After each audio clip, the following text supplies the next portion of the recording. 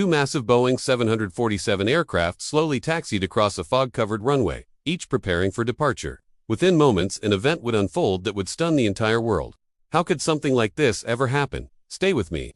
The tragedy we're about to explore is the Tenerife Airport disaster, an accident shaped by a chain of extraordinary coincidences. By the end of this story, ask yourself, how many of these small moments could have changed the outcome if they had just gone differently? It all began on March 26, 1977. Pan Am Flight 1736, a Boeing 747-100 known by the call sign Clipper 1736, departed Los Angeles, first heading for New York to pick up additional passengers before continuing to its intended destination, Las Palmas, in the Canary Islands. This flight was organized for Royal Cruise Lines, meaning the final leg was completely full, mostly with older travelers looking forward to joining a cruise ship after landing.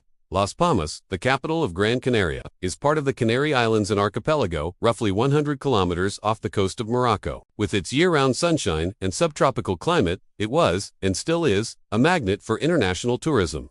But in 1977, the islands were also experiencing political unrest. A separatist movement, the MPAIAC, was pushing for independence from Spain and carried out both peaceful demonstrations and violent acts to gain attention. One such act would set off the first domino in the chain of events leading to disaster. On Pan Am Flight 1736, the cockpit crew consisted of three highly experienced aviators: Captain Victor Grubbs, 56, First Officer Robert Bragg, 38, and Flight Engineer George Warnes, 46.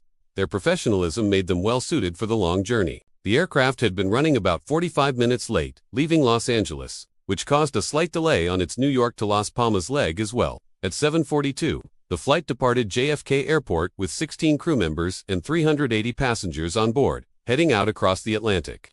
Meanwhile, another 747 was preparing to make the same journey. Clem Flight 4805 had departed Amsterdam with tourists bound for Las Palmas. Operated by Holland International Travel Group, the flight was scheduled to deliver passengers, refuel, board new travelers, and return to Amsterdam the same day as Flight 4806, a demanding schedule for the crew. In command of the KLM aircraft was Captain Jacob Veldesen van Zanten, 50 years old at the time and one of the most respected figures at the airline. He served as KLM's chief instructor on the Boeing 747, spending much of his time in simulators teaching other pilots.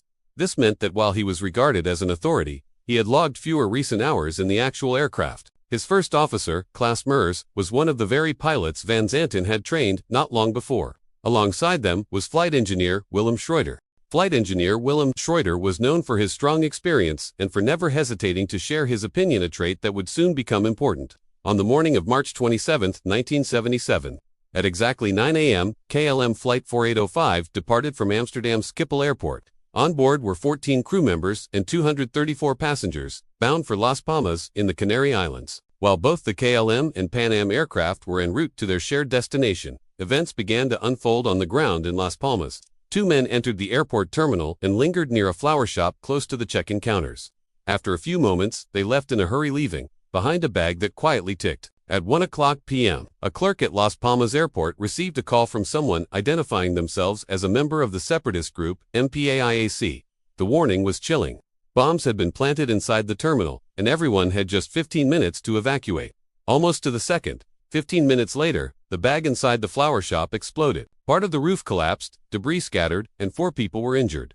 The caller had mentioned bombs in the plural, which forced authorities to assume that more devices might be hidden inside the building. As a result, they immediately shut down the airport to search and secure the area. At that very moment, KLM Flight 4805 was circling above Las Palmas. The crew was first instructed to hold, but uncertainty soon forced air traffic control to redirect them. Their new destination, Los Rodeos Airport on Tenerife, just a short 25-minute flight away. At 1:38 p.m., the KLM jumbo jet landed on runway 30 at Los Rodeos and parked at the northern end of the apron.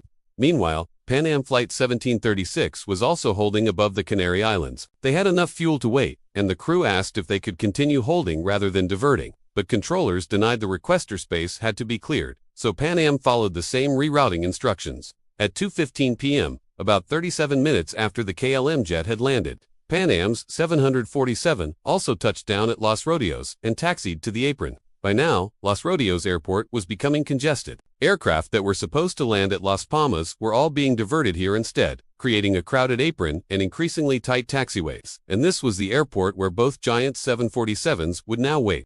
Los Rodeos Airport, known today as Tenerife North Airport, sits on the northeastern side of Tenerife at an elevation of about 2,000 feet above sea level. The island itself is dominated by Spain's tallest mountain, Mount Tida, a massive volcano that heavily influences local weather conditions. Moist trade winds blowing in from the Atlantic are forced upward by the mountain slopes. As the air rises, it cools, and the moisture condenses into clouds or fog.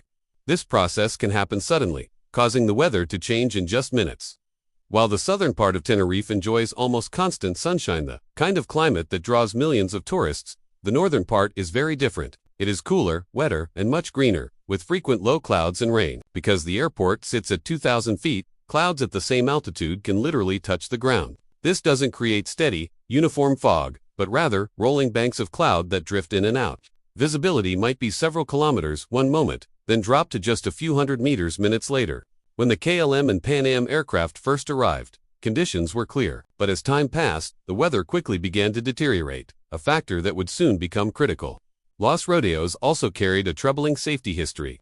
Between 1965 and 1968, the airport averaged about one serious crash per year, with nearly 100 lives lost in that short period.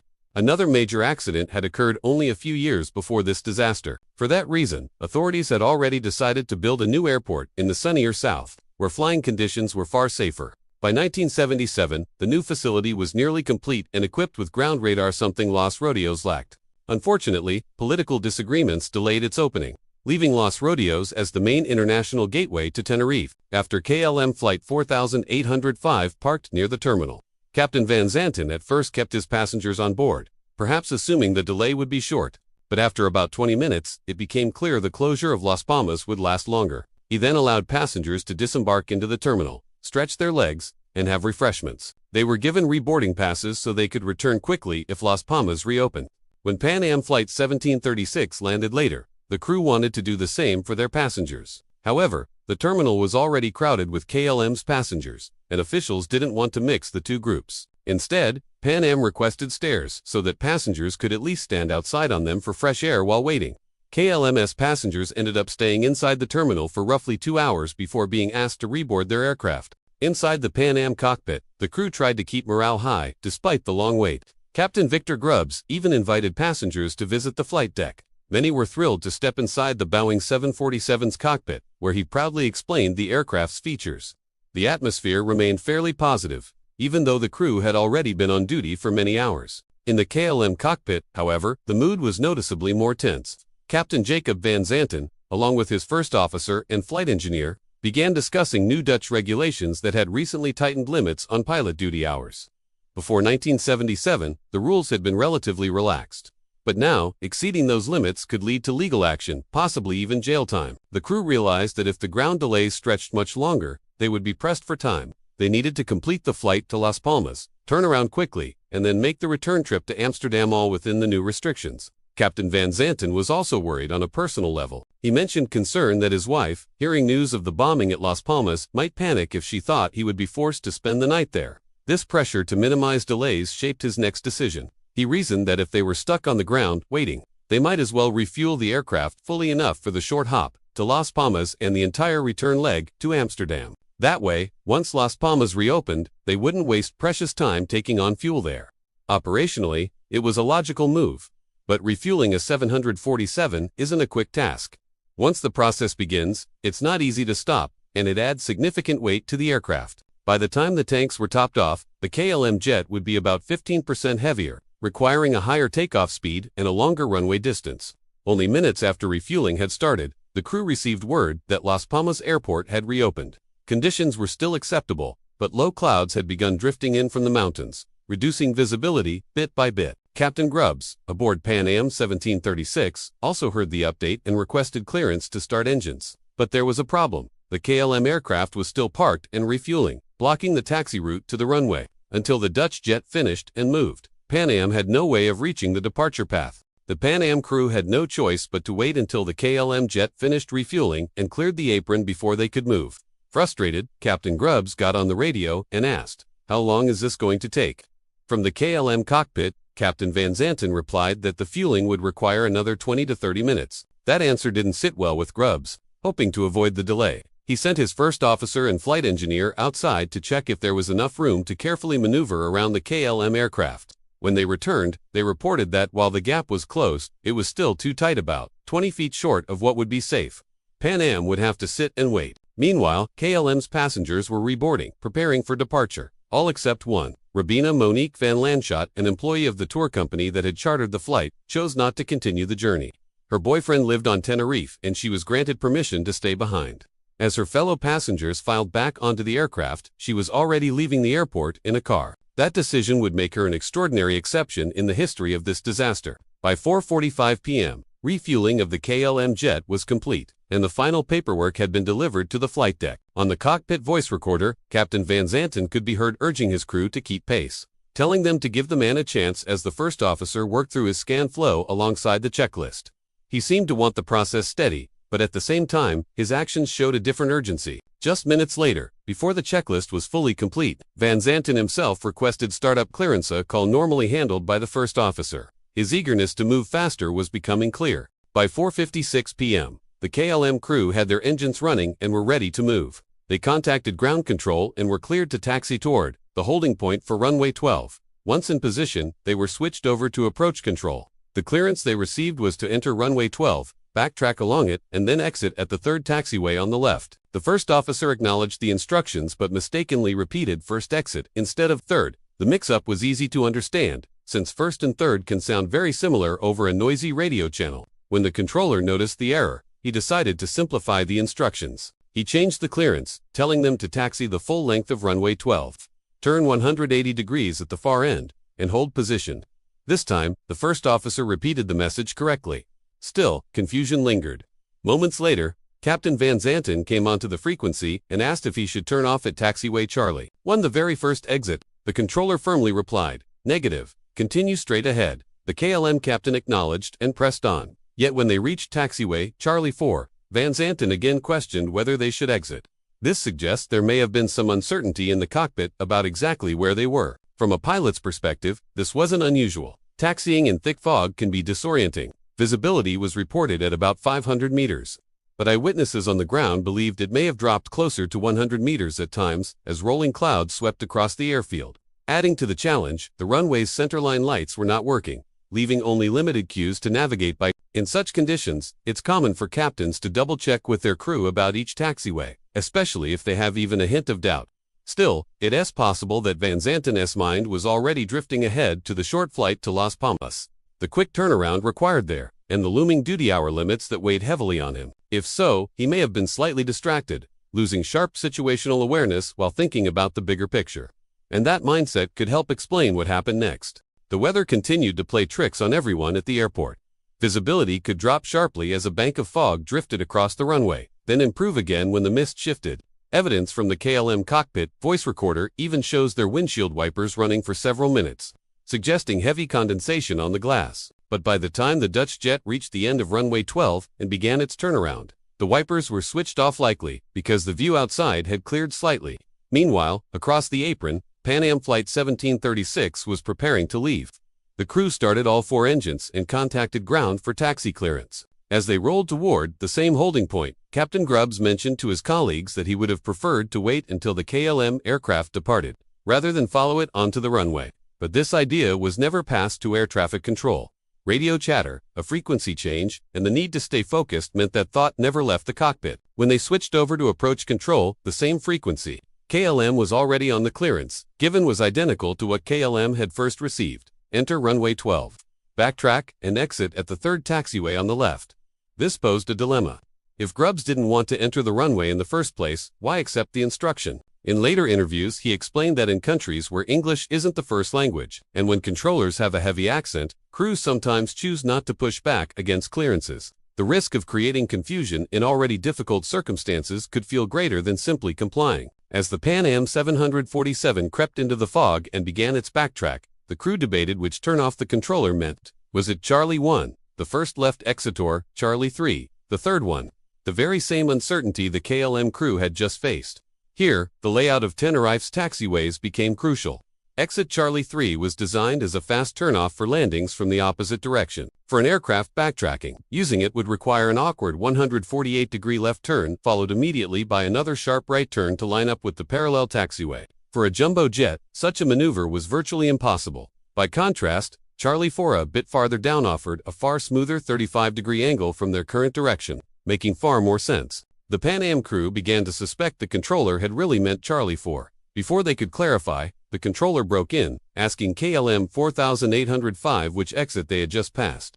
The Dutch first officer replied, "We think Charlie 4, revealing that their view outside was still very limited. The controller's habit of pausing mid-transmission, as if carefully choosing his words, added more ambiguity, and that hesitation would soon prove catastrophic. At 17 hours 3 minutes and 29 seconds, Pan Am's first officer asked for confirmation. "We are to take the third exit, correct?" putting strong emphasis on the word third. The controller answered clearly this time, "Affirmative." "The third one, 1, 2, 3, Pan Am acknowledged with thanks. What makes this moment so critical is what was happening inside the KLM cockpit. The voice recorder captured silence, suggesting the crew were carefully listening. There's a strong possibility they interpreted the exchange to mean that Pan Am was already nearing its exit and about to clear the runway. In truth, Pan Am was still much farther down, nowhere near a turnoff. Inside the Pan Am cockpit, the mood was calm. The crew believed they had time, unaware of the deadly misunderstanding now taking shape. Inside the Pan Am cockpit, the mood was lighthearted. The crew joked in Spanish, counting out uno, dos, tres as they passed taxiways, a playful nod to their clearance for the third exit. At the same time, they began working through their before takeoff checklist. The cockpit recorder shows they were calling out each taxiway as they rolled by. "Here's, I've stared those second," but there was no mention of the third.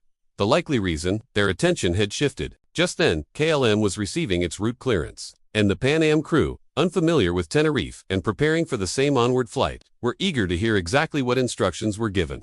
While focused on that exchange, they simply missed their assigned turnoff and carried on toward the fourth exit. At 17 hours, 3 minutes and 47 seconds, approach control transmitted. 7135. Report when leaving the runway. Though the call sign was wrong, Pan Am recognized it was meant for them and answered.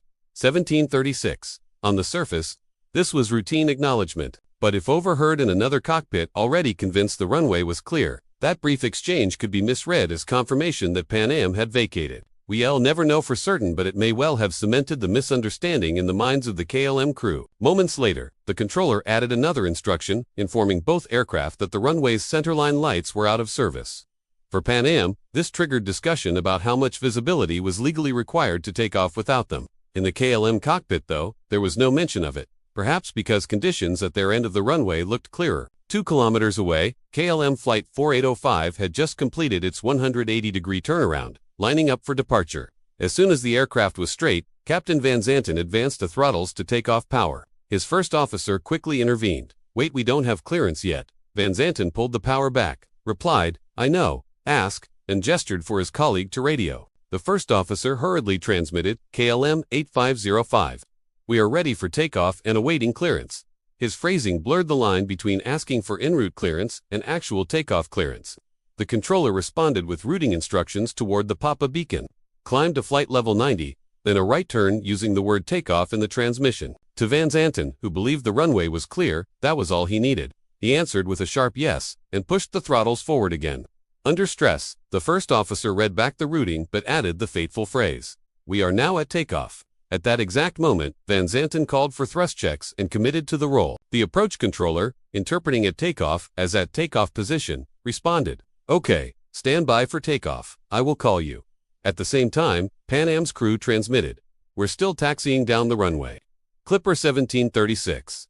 But their call overlapped with the controllers, causing radio interference. In the KLM cockpit, all they heard was the word "okay" and a shrill noise that masked everything else. By 17 hours, 6 minutes and 11 seconds, the KLM 747 was accelerating through the fog. 30 seconds later, flight engineer Schroeder nervously asked, "Are they not clear of the runway?" Van Zanten, laser-focused on the takeoff, dismissed the concern. "Oh yes." Up ahead, Pan Am had already missed their assigned turnoff and was edging toward the fourth exit. The crew was still relaxed, joking about KLM's impatience when, at 17 hours, 6 minutes and 38 seconds, Captain Grubbs spotted lights through the mist. At first, he thought the KLM jet was stationary. Within seconds, he realized, with horror, "He's coming." "First officer," Bragg shouted, "get off." Get off. Grubbs wrenched the yoke left and shoved the throttles forward, trying to drag 340 tons of aircraft into the grass. They reached only about 20 knots. In the KLM cockpit, the first officer called V1, the decision speed. Van Zanten began rotation just as the Pan Am Jumbo loomed out of the fog. He yanked the yoke full back, striking the tail on the runway as the aircraft briefly clawed into the air. His last words were an expletive in Dutch. The right wing and number 4 engine tore into Pan Am's upper deck lounge, ripping apart the fuselage. The gear and left wing smashed through the tail, shredding the American jet. KLM stayed airborne for only moments before crashing back down in flames, killing all 248 aboard. On the Pan Am, chaos erupted. The cockpit survived the impact, but much of the forward structure was ripped away. Passengers in the upper lounge were killed instantly. Others escaped through holes torn in the fuselage, while the crew struggled to shut down engines with half the cockpit roof missing. The time was 17 hours, 6 minutes, and 49 seconds. In less than 40 seconds, the deadliest accident in aviation history had unfolded. The violent collision left the Pan Am fuselage twisted and broken. Emergency exits jammed shut, forcing survivors to find other ways out. Some were left with no choice but to leap nearly 6 meters, about 20 feet straight, onto the tarmac.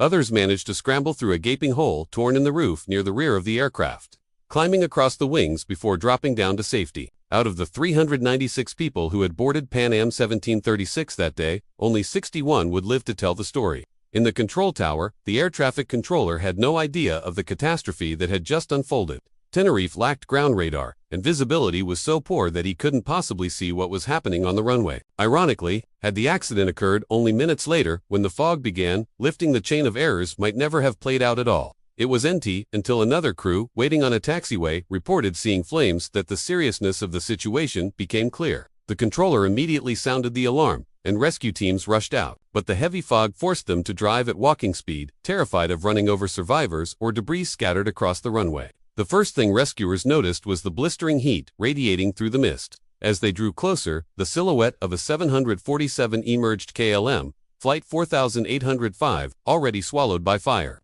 Fire crews attacked the blaze, but soon noticed another fire further down the runway. At first, they assumed it was just more wreckage from the same plane. Instead, they discovered an entirely separate 747. Pan Am, 1736, also burning fiercely. They quickly realized KLM's aircraft was beyond saving. Every soul on board was already lost. Shifting their focus, they threw everything into protecting the survivors of Pan Am. Using water and foam, they managed to control large pools of spilled jet fuel, preventing secondary explosions and giving more passengers a chance to escape. The disaster shocked the globe. Investigators moved quickly, retrieving both cockpit voice recorders and flight data recorders within days. The official Spanish report placed primary responsibility on KLM's captain, Jacob Van Zanten. It concluded that he began the takeoff without proper clearance, ignored instructions to wait, continued even after Pan Am reported still being on the runway, and pressed on despite his own flight engineer's warning. The Dutch review team, while not disputing that the takeoff had been unauthorized, argued the story was more complex. They examined deeper issues: poor crew coordination, unclear communication between pilots and controllers, possible language misunderstandings, and the likelihood that the stressed controller working in fog without radar was momentarily distracted at a critical moment. On the ATC recordings, investigators even picked up background noises suggesting the controller might have been distracted, possibly by a football match. This raised further questions about just how focused he was during the critical moments. Attention also turned toward the KLM cockpit and the psychology behind the decisions made there. Many accounts with their books, documentaries, or films have highlighted the power distance between Captain Jacob Van Zanten, a highly respected instructor pilot, and his first officer, Klaus Mers. The suggestion has often been that Mers felt too intimidated to challenge his captain, but that's not entirely accurate. First Officer Mers was no novice. He had logged more than 9,000 flight hours, though still relatively new, on the 747, and he did speak up. When Van Zanten initially wanted to begin the takeoff roll, immediately after turning onto the runway, it was Mers who objected, insisting they first obtain takeoff clearance. That shows he was willing to push back when needed. The real problem came moments later. Van Zanten advanced the throttles while still reading back the clearance. This unsettled Mers, but he likely assumed the captain simply made a procedural slip, not realizing another aircraft still occupied the runway. To him, it probably didn't feel like a life-threatening decision, just a technical oversight. That's why the Dutch investigation team felt it was important to go beyond simply blaming Van Zanten. They asked deeper questions. Why did such an experienced captain make this mistake? Could his role as a simulator instructor accustomed to issuing his own mock clearances have blurred his instincts in real life? We'll never know for certain, but these factors offered clues. What matters is what changed afterward. Alongside the Spanish final report, the Dutch input fueled international discussions that reshaped aviation safety. Other reforms included better taxiway signage to help crews orient themselves in low visibility, and widespread adoption of ground radar to give controllers a clear picture of aircraft positions in foggy conditions. The Tenerife disaster remains one of aviation's darkest days, yet the industry did what it always strives to do: learn from tragedy to build a safer future. The lessons written in fire and loss on that runway still shape the way every pilot and controller works today.